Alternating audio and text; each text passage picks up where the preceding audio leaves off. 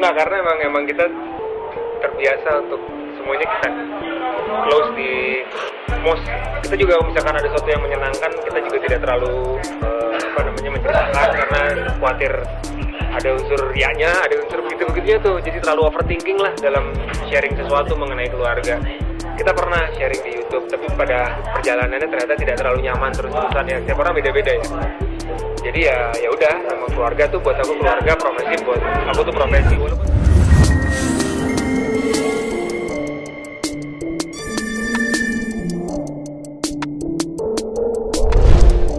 ya kayaknya memang yang dibilang komunikasi itu memang menempatkan kita sebagai pasangan bisa jadi berbagai macam fungsi ya gitu. Bisa jadi teman, bisa jadi kakak, bisa jadi adik, bisa jadi best friend, bisa jadi macam-macam lah gitu. Nah, peran-peran itu yang kayaknya kita harus juggling tuh. Di sini gue bisa berperan jadi siapa ya, di sini berperan jadi siapa. Kalau pada saat kita jadi teman ya kita hanya mendengarkan. Pada saat kita menjadi imam ya kita menjadi laki-laki kita mencoba membimbing gitu. Pada saat kita menjadi pendengar kita mendengarkan. Atau nggak mungkin kita jadi pasangan yang baik aja. Kadang-kadang memahami gitu, bisa juga. Tapi aku sendiri ya kita berjuangnya cukup keras juga lah, kan prosesnya tidak mudah dan memang kita juga baru berkenalan setelah kita menikah, jadi ya semua masih dalam proses. Jadi kalau ditanya rahasianya apa ya orang kadang nggak lihat kan.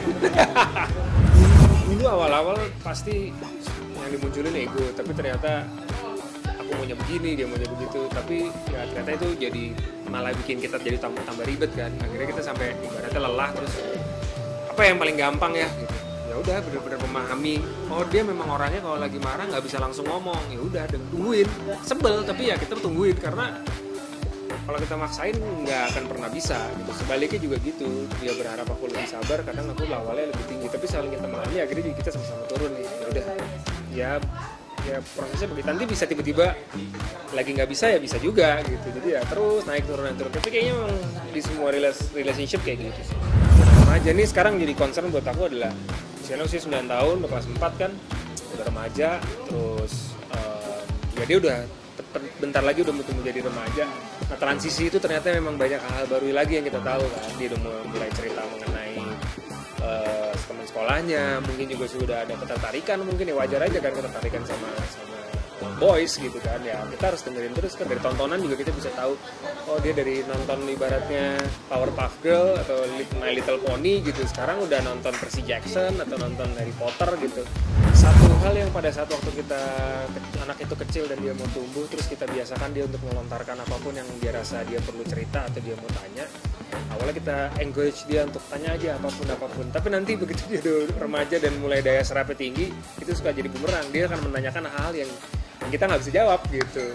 Ya misalkan tentang seks, dia mesti tanya tentang boys misalnya gitu, tentang rumah tangga, tentang apa yang dia nggak bisa cerita sepenuhnya, tapi kita harus jawab. Nah itu yang kadang-kadang kita ternyata oke, sepertinya kita mau jawab, tapi kita belum tahu how to answer it gitu. Jadi tahan dulu, kita cari tahu informasinya ya.